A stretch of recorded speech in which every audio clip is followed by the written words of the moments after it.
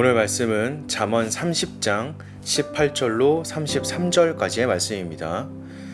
내가 심히 기이 여기고도 깨닫지 못하는 것 서너시 있나니 곧 공중에 날아다니는 독수리의 자취와 반석 위로 기어다니는 뱀의 자취와 바다로 지나다니는 배의 자취와 남자가 여자와 함께한 자취며 음녀의 자취도 그러하니라. 그가 먹고 그의 입을 씻음같이 말하기를 내가 악을 행하지 아니하였다 하느니라.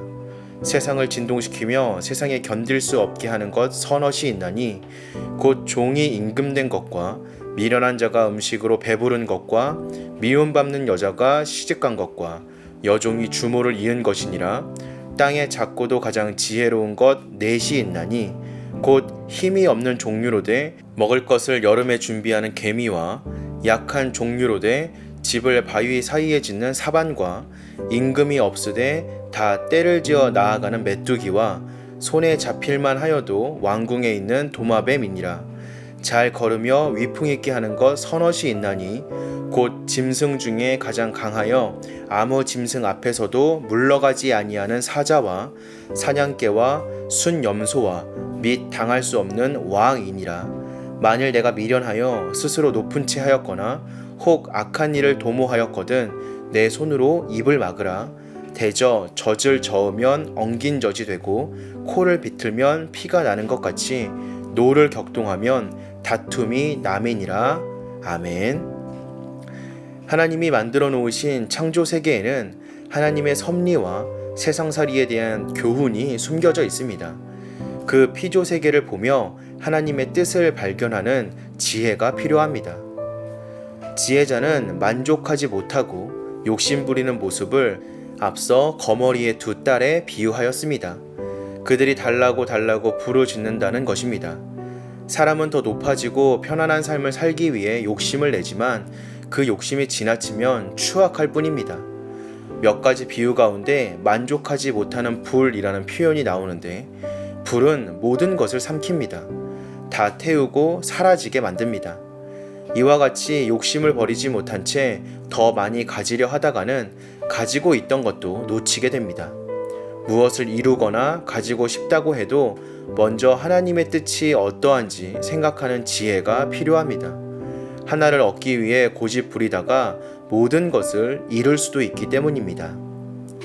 사람이 욕심 부리는 이유 중 하나는 자신이 누구인지 제대로 깨닫지 못해서입니다. 스스로를 대단한 사람이라고 생각하기에 교만에 빠집니다.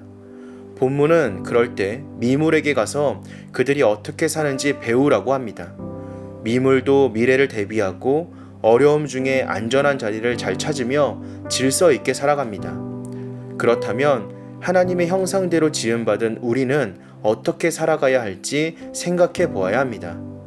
성도가 하나님의 일을 잊고 욕심과 죄악에 빠져 산다면 다른 피조물에게 부끄러운 일입니다. 하나님의 형상에 걸맞는 삶을 살지 못한다면 그것은 정말 수치스러운 일이 아닐 수 없습니다. 하나님이 주신 것이나 허락하신 자리에 만족할 줄 알아야 합니다. 감사를 잃어버리고 그 빈 곳에 욕심과 불만을 채우면 평안을 누릴 수 없습니다. 교만한 사람은 반드시 대가를 치릅니다. 그러므로 교만이나 죄악으로 이끌리는 마음이 생기면 신속히 그 마음을 다스려야 합니다. 그렇지 않으면 다툼에 휩쓸리고 가진 것을 잃어버리게 됩니다. 이번만은 괜찮겠지 하는 요행을 바랄 수 없습니다. 교만한 마음으로 미련하게 욕심 부리며 불안하게 살아가다가는 결국 멸망한다는 사실을 기억할 수 있어야 합니다. 보잘것없어 보이는 피조물이라도 당당하게 살아가는 이유는 하나님이 허락하신 범위 안에 있기 때문입니다. 늘 하나님의 뜻 안에 거할 때 우리에게 주시는 복을 누릴 수 있음을 기억해야 합니다.